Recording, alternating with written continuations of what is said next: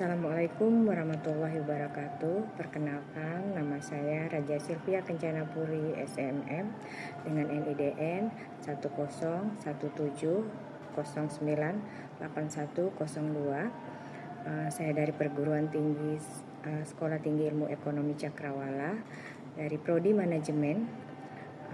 Pada hari ini saya ingin memperkenalkan mata kuliah yang sedang saya ampuh, yaitu mata kuliah Manajemen Pemasaran.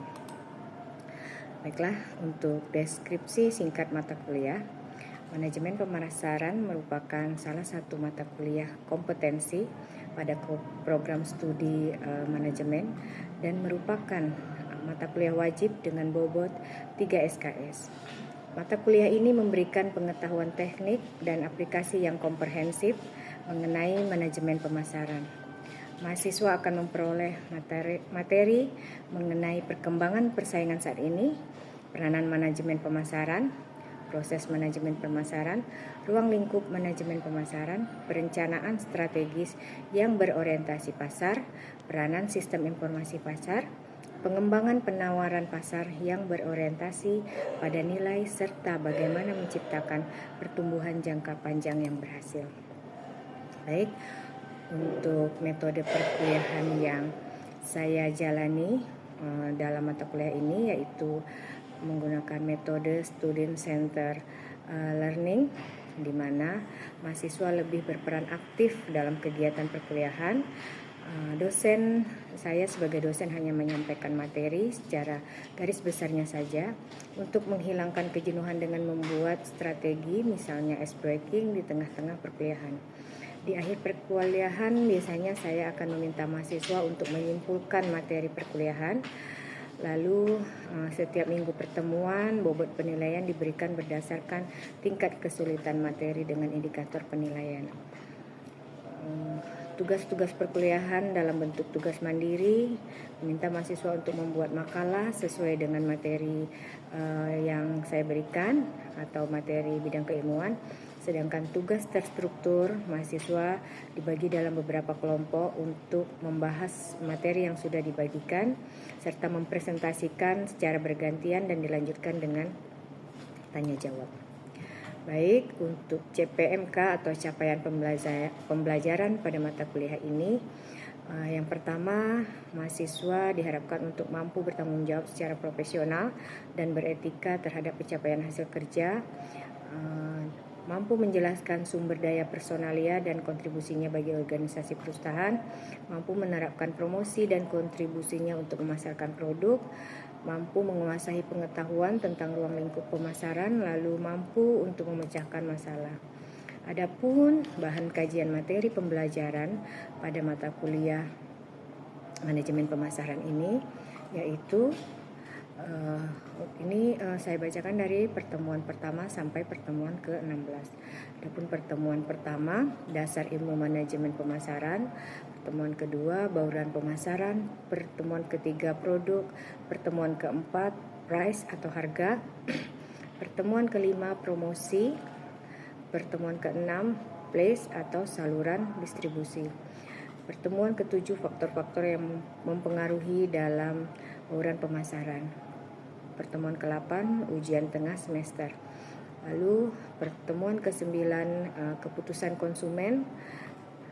Pertemuan ke-10, perilaku konsumen. Ke-11, keputusan pembelian. Pertemuan ke-12 yaitu perancangan pembelian.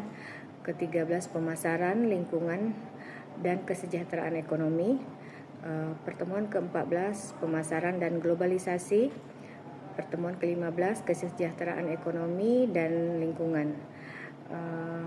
Demikian saya sampaikan. Assalamualaikum warahmatullahi wabarakatuh.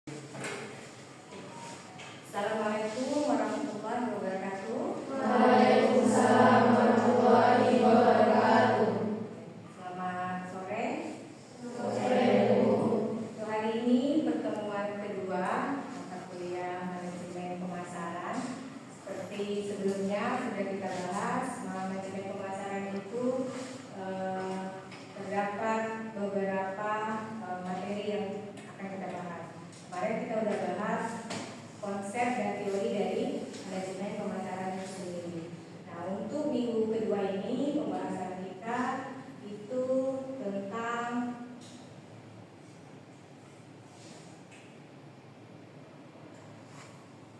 bauran pemasaran. Bauran pemasaran. Apa itu bauran pemasaran? Boleh dibaca, Carla? Bauran pemasaran?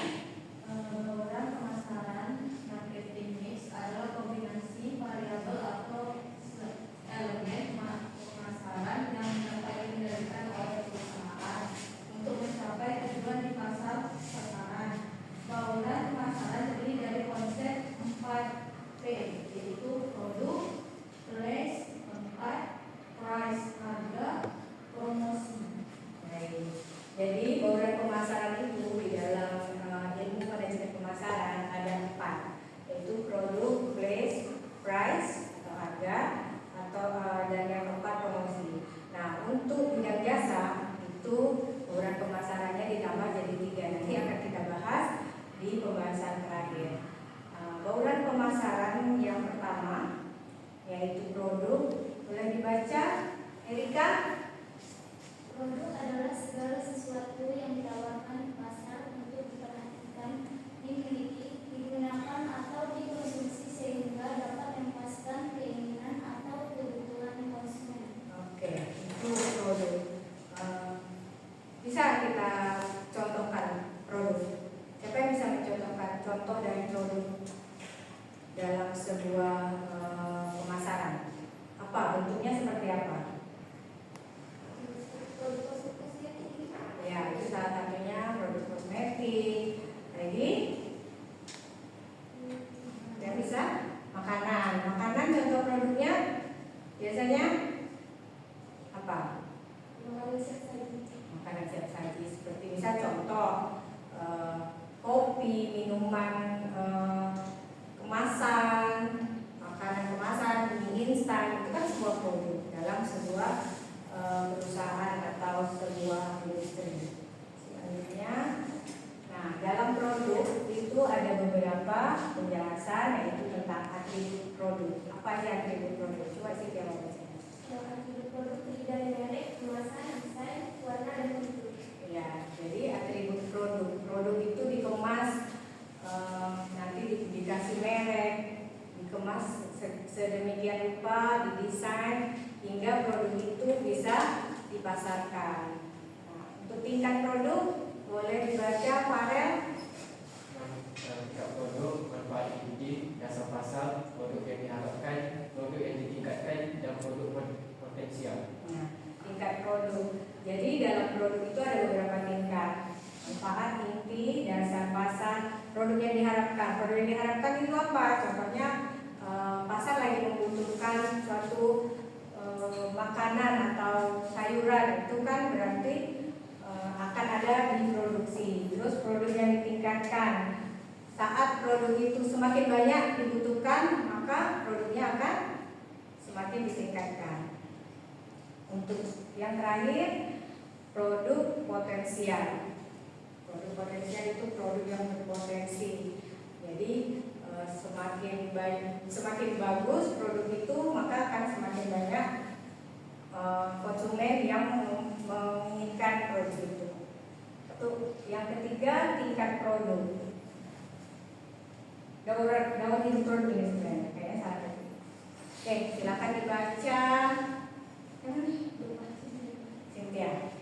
Tingkat produk, tahapan mulai dari perkenalan, introduction, pertumbuhan growth, kedewasaan maturity, hingga penurunan decline. Oke, tahapan mulai dari memperkenalkan. Saat produk itu dikeluarkan, suatu perusahaan itu biasanya akan memperkenalkan produknya dulu ke pasar. Nah, setelah dia memperkenalkan, nanti berjalannya waktu, maka produk tersebut bertumbuh, grow itu bertumbuh. Setelah produk itu berkembang, semakin lama produk itu akan semakin mature, dalam arti dewasa ini berkembang dan semakin bagus gitu. Nah, sehingga kalau yang terakhir itu penurunan. Biasanya produk di pasar itu ada tingkat kejenuhannya. Nah, saat konsumen merasa sudah jenuh dengan produk tersebut, biasanya akan mengalami penurunan. Oke, paham sampai di sini? Selanjutnya pembahasan kita tentang harga. Cynthia siapa? Tri, boleh dibaca Tri? Harga atau price, harga adalah jumlah nilai moneter yang harus ditukarkan konsumen untuk memperoleh manfaat dari sebuah produk. Paham ya, di sini harga setiap produk pasti saat dipasarkan akan diberi nilai, itu diberi harga.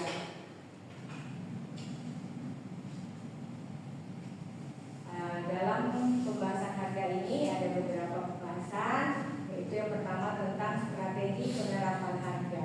Bagaimana harga itu ditetapkan oleh si produsen tadi. Produsen itu perusahaan ya. Suryani, boleh dibaca? Strategi penetapan harga. Strategi penetapan harga berbasis biaya, berbasis nilai, value based, atau berbasis pesaing competition based. Oke, jadi dalam menentukan harga, setiap perusahaan itu biasanya ditetapkan atau berdasarkan nilai. Berapa nilai barang itu? Kayak kita kalau memproduksi penjualan makanan misalnya, bahannya berapa, modalnya berapa, itu kan ada basicnya dari situ. Makanya kita bisa menentukan harga dari produk kita. Bersaing dengan produk yang sama tapi dia harganya lebih rendah, maka kita juga harus mempertimbangkan dari pesaing tadi untuk menetapkan harga. Untuk selanjutnya pembahasan tentang penetapan harga produk baru. Tengku. Penetapan harga produk baru. Strategi harga tinggi awal dan Penetration. Penetration harga rendah untuk penetrasi pasar. Di sini strategi skimming, harga tinggi di awal. Nah, biasanya ini untuk produk-produk yang besar ya. Biasanya mereka itu meletakkan harga atau menetapkan harga itu tinggi di awal. Contohnya apa? Kalau yang harganya tinggi di awal, handphone, ya kan? Handphone itu setiap mengeluarkan produk itu mereka pasti karena seri baru pasti tinggi ditaruh harganya. Nah, saat berjalan waktu nanti mereka akan merendahkan harga karena sudah ada saingan baru atau sudah ada seri baru. Nah, di situ. Paham ya? Oke, selanjutnya diskon dan potongan. Rozana mana? Oke. Diskon dan potongan. Kebijakan potongan harga tunai, jumlah pembelian atau musiman. Jadi untuk sebuah produk atau produksi dari barang ini biasanya si perusahaan punya strategi gimana cara barangnya biar laku. Entah itu dikasih diskon atau potongan. Biasanya diskon langsung saat kita membeli barang, nanti atau ada bonusnya. Beli handphone misalnya, beli handphone nanti kita dikasih bonus apa sekarang, casing atau layar ininya apa namanya ya, digores. Terus dari misalnya kita beli banyak, dalam satu pembelian itu kita beli 3 handphone nanti dikasih diskon. Tidak usah jual-jualan, jangankan barang sebesar itu. Kadang pun kita belanja di pasar juga kan ada yang beri potongan, kasih potongan. Udahlah ini dimurahkan, atau karena kita beli banyak harganya dipotong. Yang 2.000 tidak dihitung misalnya. Itu salah satu strategi dari masalah harga. Selanjutnya kita masuk ke bauran pemasaran yang ke berapa tadi? 3 ya. Jadi ada 2 produk dan price, ini place, baik to place. Silakan dibaca di belakang itu namanya. Belakang Teguh. Ya. Place atau tempat, lokasi fisik atau saluran distribusi yang digunakan agar produk dapat diakses oleh target pasar dengan mudah. Nah, lokasi. Jadi, kita punya produk, sudah kita tetapkan harga. Selanjutnya kita cari tempat untuk agar konsumen dapat dapat melihat produk kita dan dapat tahu kita lagi jualan nih di sini misalnya. Inilah tempat yang mudah diakses, yang mudah dijangkau oleh konsumen kita. Oke. Dari ke sini ada beberapa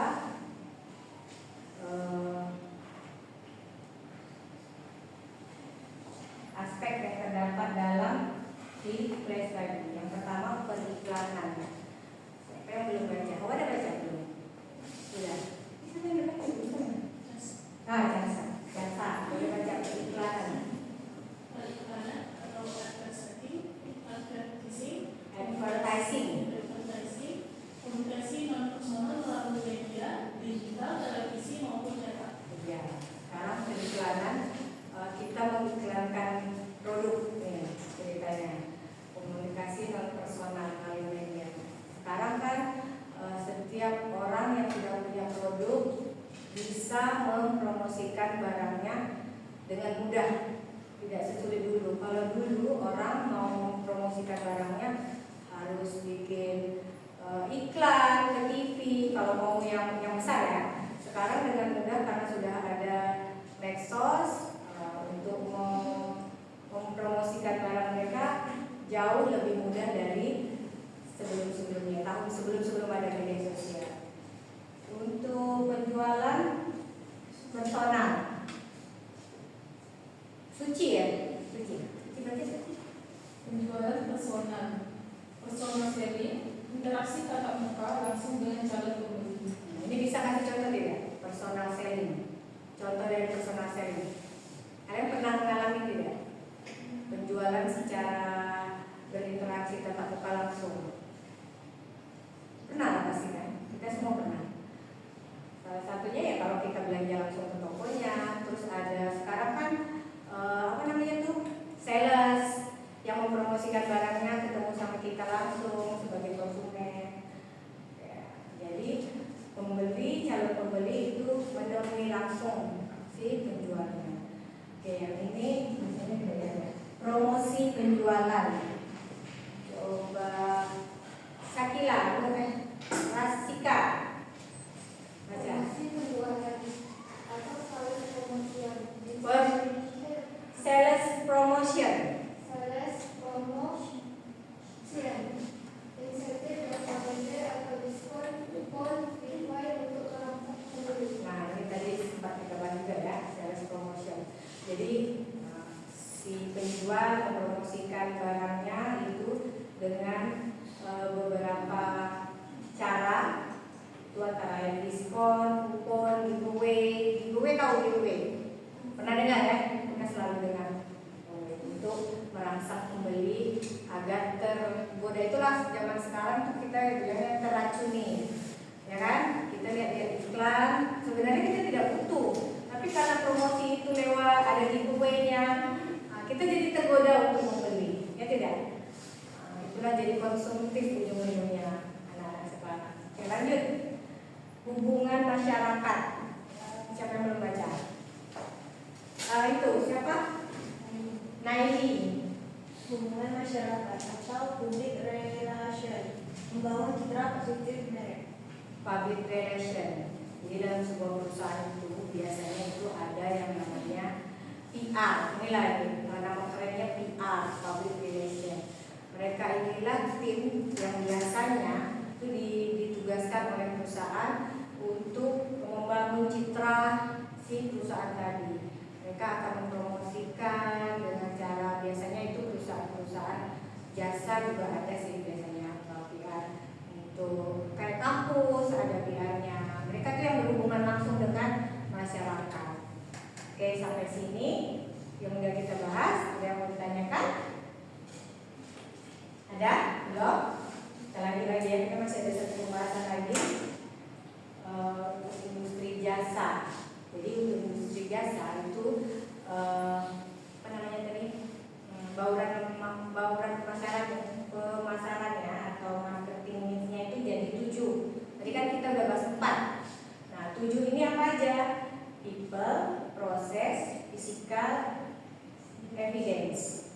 Nah jadi kalau untuk produk Itu ini jadi 7. Jadi kalau ditanya ada berapa bauran pemasaran, boleh dijawab 4P, lalu ditambah lagi menjadi 7P karena untuk bidang dasar. Apa aja? People, orang Ardiansa, kalau baca boleh? People merupakan kualitas sumber daya manusia, pasti dan pelayanan pelanggan. People, orang SDM, sumber daya manusia. Nanti kalian akan belajar. Udah pernah belajar belum mata pelajaran SDM? MSDM.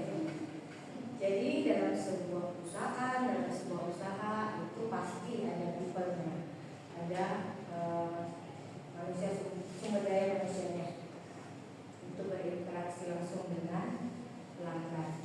Itu biasanya di bidang pelayanan, seperti perusahaan, nanti di bank atau apa di mana-mana di tempat usaha yang memerlukan pelayanan, itu seperti di restoran, tempat makan, itu ada SDM. Nah, untuk proses, siapa yang belum baca? Ya, baca. Proses merupakan prosedur, mekanisme dan aliran aktivitas yang dialami konsumen saat menggunakan produk atau jasa. Oke, merupakan prosedur, mekanisme dan aliran aktivitas. Ya, dari sini kita paham ya, setiap kali kita mau membeli sebuah produk atau kita mau menggunakan jasa, pasti ada prosesnya. Itulah mekanisme dari aliran dan aliran aktivitas yang dialami konsumen itu nanti bisa berjalan. Karena ada di dalam proses. Nah, langsung kita ke physical evidence, bukti fisik. Apa lagi yang oh ya, siapa yang lupa? Putri Aisyah. Physical evidence, bukti fisik merupakan lingkungan fisik tempat biasa disampaikan termasuk bisa interior, peralatan dan perlengkapan. Nah, bisa kasih contoh tak? Bukti fisik. Lingkungan fisik tempat biasa disampaikan.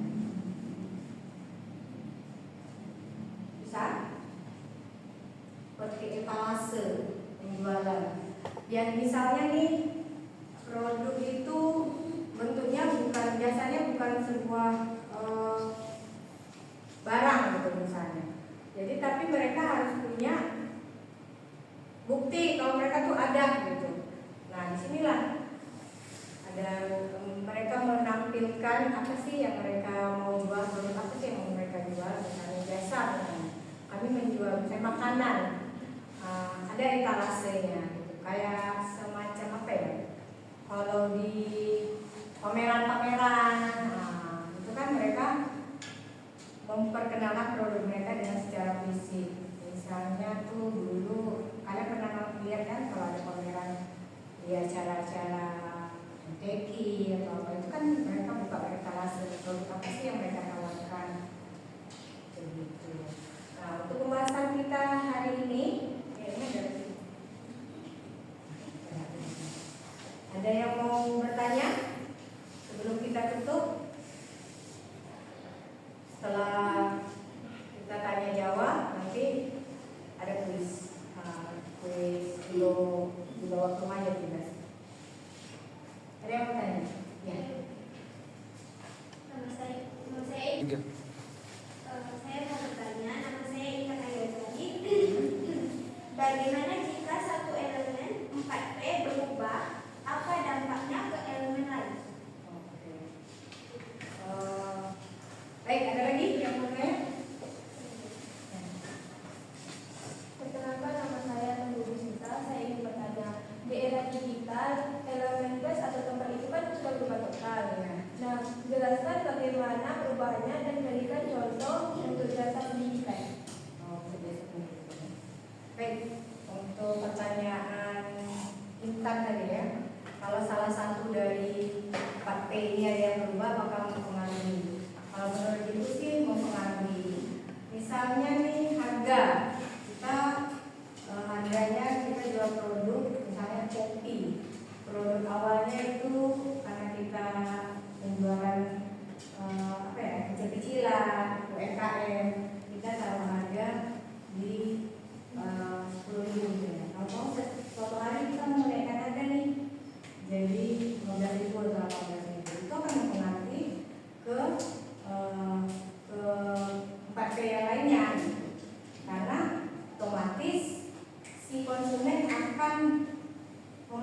akan berekspektasi tinggi nih dengan kita punya produk yang awalnya tadi 10.000, sekarang 15.000. Apa sih yang kita jual? Apa sih yang bikin harga kita naik? Apakah kita punya produk menjadi semakin high class? Apakah sama dengan penjualan di mall yang tadinya kita UMKM di jalan misalnya?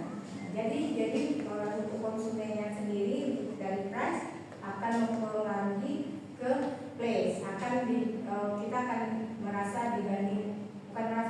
konsumen akan merasa kita kenapa menjual produk lebih mahal. Nah, itu akan mempengaruhi dengan pendapatan juga, kan? Maka akan berkurang konsumen yang akan lagi ya gimana? Gimana puas? Itu bertanya tentang nah untuk place sekarang kita udah di dunia digital. Untuk pendidikan sekarang kita sudah bisa menggunakan website. Jadi itu tidak berpengaruh kalau menurut Ibu. Mungkin dampaknya akan lebih baik setelah ada digitalisasi ini. Untuk pendidikan sendiri seperti Cakrawala contohnya, kita bisa mempromosikan kampus tanpa harus mungkin promosi secara fisik kita tetap lakukan, tapi untuk secara digital itu akan lebih berkembang lagi. Mungkin yang awalnya hanya di Karimun saja, sekarang kita bisa mempromosikan kampus kita di luar dari Karimun. Misalnya kita ke seberang pulau, Tanjung Batu, atau pulau-pulau kecil lainnya, kita sudah bisa mempromosikan lewat kita punya sosmed. Nah, untuk pendaftarannya sendiri, calon peserta atau calon mahasiswa sudah tidak perlu lagi datang ke kampus secara fisik gitu. Sudah bisa mendaftar secara online lewat website.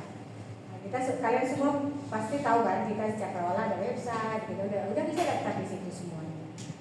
Jadi pengaruhnya untuk place sendiri di dunia digital sekarang sangat baik kalau menurut, sangat berdampak positif. Oke, ada lagi? Baik, untuk pertemuan hari ini karena sudah tidak ada pertanyaan lagi,